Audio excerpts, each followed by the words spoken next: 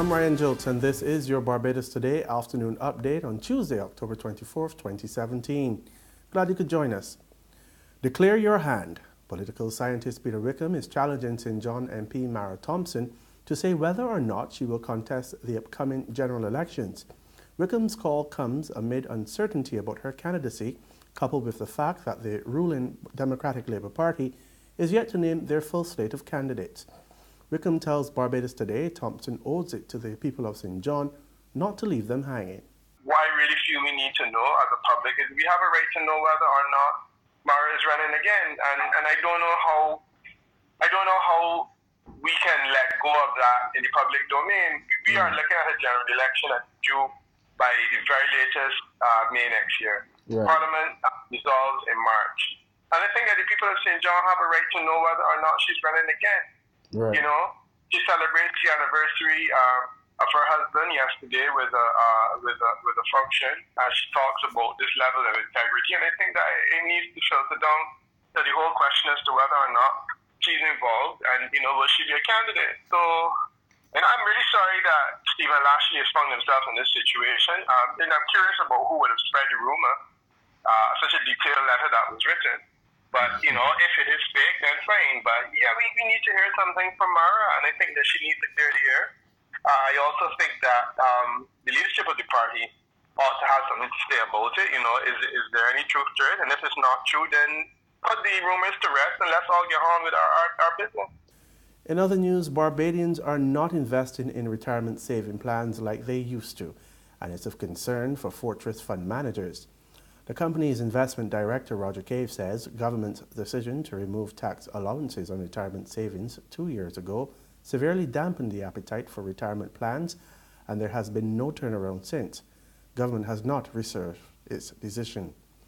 During a lunch and learn session at the company's Hink Street, Bridgetown offices, Cave said the issue urgently needs to be addressed. In effect, it's resulted in double taxation because the taxes on when people withdraw from the RRSP has not been altered. So in effect, you're not getting a deduction for putting money into the plan, but you're going to be taxed on it when you do retire.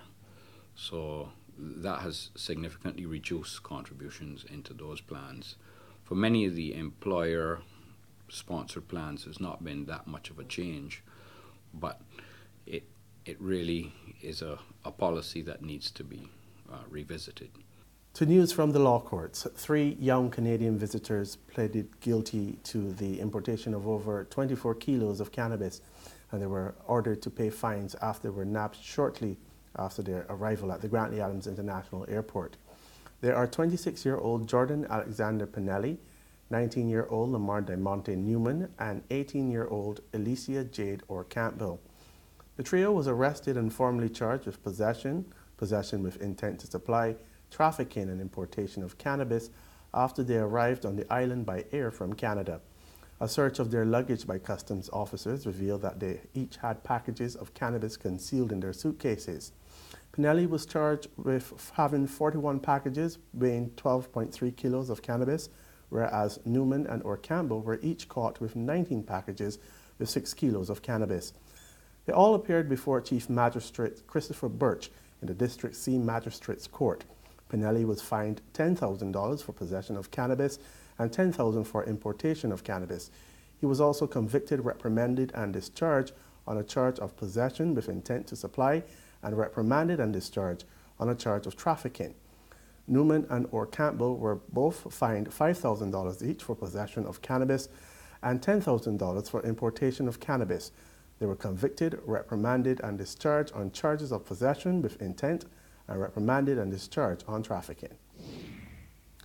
Youth and Sports Minister Stephen Lashley says government is on a mission to reduce delinquency among young people and lower the national crime rate across the island, and they intend to do so through sports.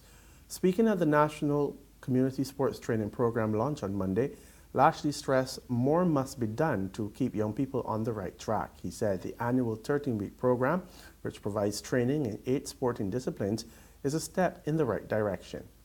The purpose of this program, apart from instilling basic sporting techniques, is to reduce the number of youth engaging in delinquent behaviors in Barbados.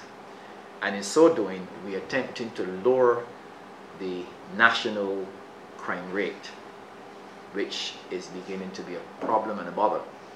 But we can't address the crime rate in Barbados without addressing proactive, preventative measures to ensure that we can offer young people an alternative way of dealing with the tons of energy that is bubbling in their veins. Our intention is to direct that energy in a positive way and offer our young people another course of engagement. In talking about the lowering of the national crime rate, this will be achieved once the outcome of the more youth participating in structured activities is attained. And I want to make a plea particularly to parents and guardians, to ensure that they make use of these programs, because we are here to assist you in terms of some of the challenges you're having within the home and within the wider community. West Indies defeated Zimbabwe by 117 runs in the first test at Bulawayo. Playing the Zimbabwean team at home, the Windies set a target of 434 and bowled out the home side on 316.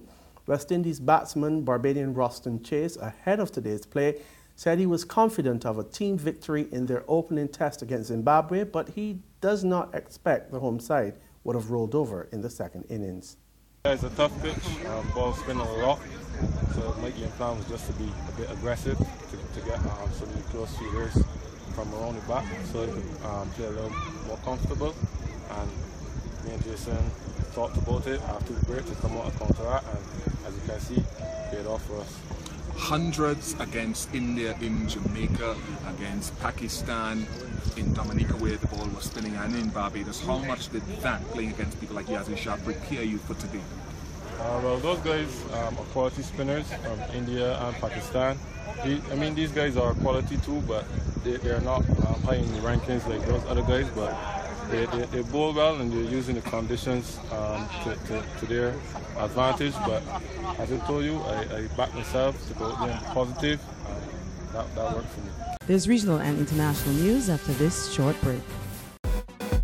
Join us from November 16th to 19th, 2017 for the Barbados Food and Rum Festival, where acclaimed Barbadian chefs and mixologists are joined by Chef Jean-Georges of the US, Chef Tom Akins of the UK, Chef Chris De La Rosa of Canada to create dining experiences to delight the senses. Visit ticketpal.com and all TicketPal locations to get your tickets, and visit foodandrum.com for more information.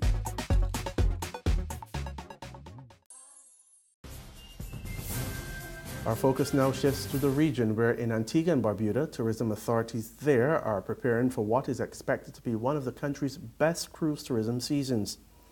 On December 26, 7 vessels carrying over 25,000 passengers are expected to dock at the 2 main ports, Heritage and Redcliffe Quay, in the capital of St. John's. More in this ABS television report. A mini carnival parade in downtown St. John's will be a part of the day's welcome celebration in marking the momentous occasion.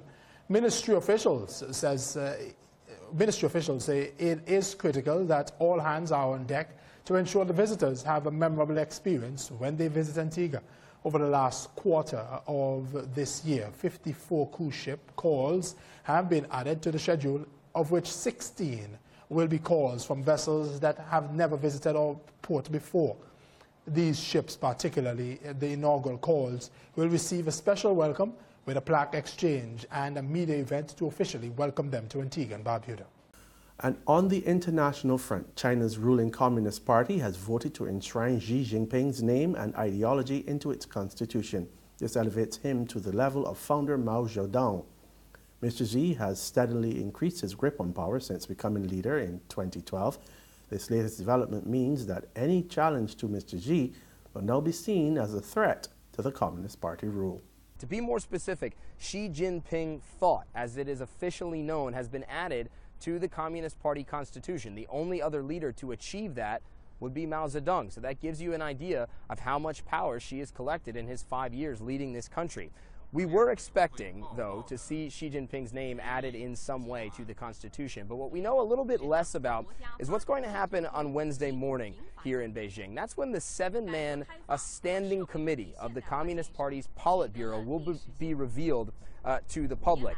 This is the committee that really makes most of the major decisions for China, and what Xi Jinping is going to try and do is get his allies put on that committee to help him execute his vision for China. That's what we're going to be looking for when those people are revealed. But given the success that Xi Jinping has had getting his name written into China's history books, it's not going to be a surprise if we see lots of favorable faces for Xi Jinping on that committee. That report from CNN brings an end to the news for today. There's more on our website, however. You can visit www.barbadostoday.bb. You can also subscribe to our e-paper, email updates, and like us on Facebook. We're also on Izumi Media in bus terminals and Screenplay at supermarkets and gas stations near you. Or you can also tune in to Mix 96.9 FM for more news. I'm Ryan Jotes. Good afternoon.